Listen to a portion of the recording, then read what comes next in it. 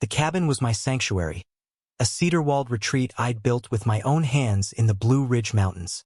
It wasn't much a single bedroom, a wood stove, a solar panel system I'd wired myself to keep the lights on. I'd retreat there every summer, leaving my tech job in Raleigh to escape the noise of the world. No internet, no neighbors, just me and the pines. But last July I couldn't make it up. Work had me chained to a desk, so the cabin sat empty. Or so I thought. I'd installed a solar monitoring app years ago, a nerdy habit to track power usage remotely. Pinged me one evening, 3.2 kilowatt hours drawn overnight. Odd, since the cabin was locked tight, and I hadn't been there in months. I dug into the logs. Lights, fridge, even the electric kettle. Someone was living in my cabin. My first thought was a squatter, maybe a hiker who'd broken in. I called the local sheriff, Tom, a grizzled man who'd known my family for years. He promised to check it out. Tom called back an hour later, his voice tight. "You're not gonna believe this, Nate. Your cabin's on stayhere.com. Listed for $150 a night. Some woman named Karen's renting it out. Got a couple in there right now, city folks from Charlotte." My blood boiled. Karen? I didn't know any Karen. I pulled up the listing on my phone, and there it was.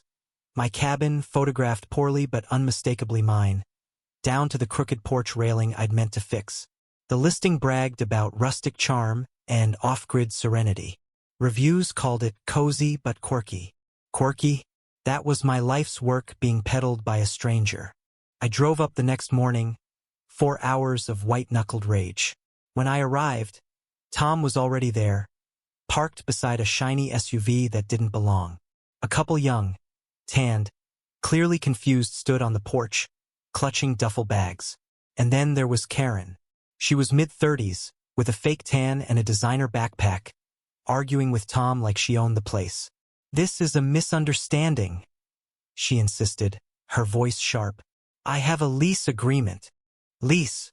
I snapped, stepping out of my truck. "This is my cabin. Who the hell are you?" Karen spun to face me, unfazed. "Nathan, right? Look, I rented this place fair and square from a guy named Greg.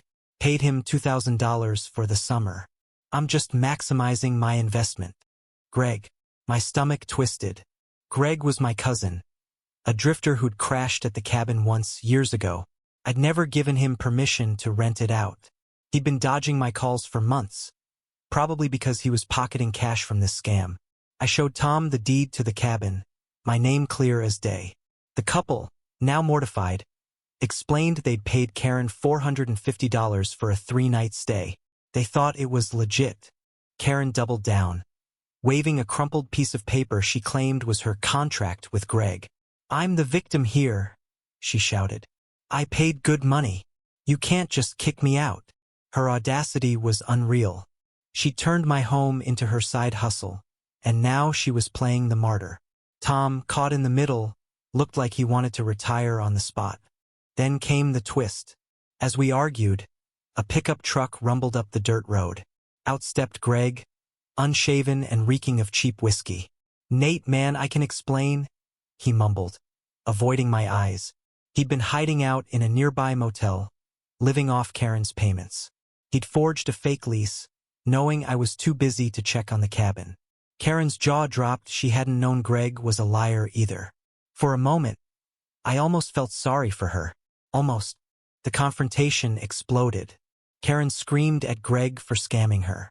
Greg yelled back, blaming her for overcomplicating things.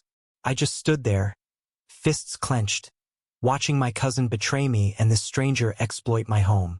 Tom finally intervened, threatening to arrest them both for trespassing and fraud. The couple, now witnesses to this mess, grabbed their bags and fled, vowing to leave a 1-star review. In the end, Tom escorted Karen and Greg off the property. I pressed charges, but the legal battle dragged on. The cabin felt tainted now, its quiet magic gone. I sat on the porch that night, staring at the stars, wondering how trust could unravel so fast.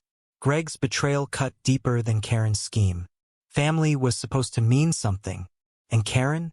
She was just a symptom of a world where everything's for sale, even someone else's home. The next day, I found a handwritten note tucked under the cabin's doormat, scrawled by Karen. Sorry, but I needed the money. You'd do the same. I crumpled it, my anger flaring anew. She didn't get it. This wasn't about money. It was about boundaries, about what's sacred. The cabin's empty again now, but the damage lingers. I check the solar logs daily, paranoid about another intruder. Greg's in jail, Karen's fighting her case, and I'm left with a bitter truth. Greed can turn even the simplest places into battlegrounds. What do you think, was Karen a victim of Greg's scam? Or just as guilty for profiting off my home? Where does justice lie when trust is broken like this?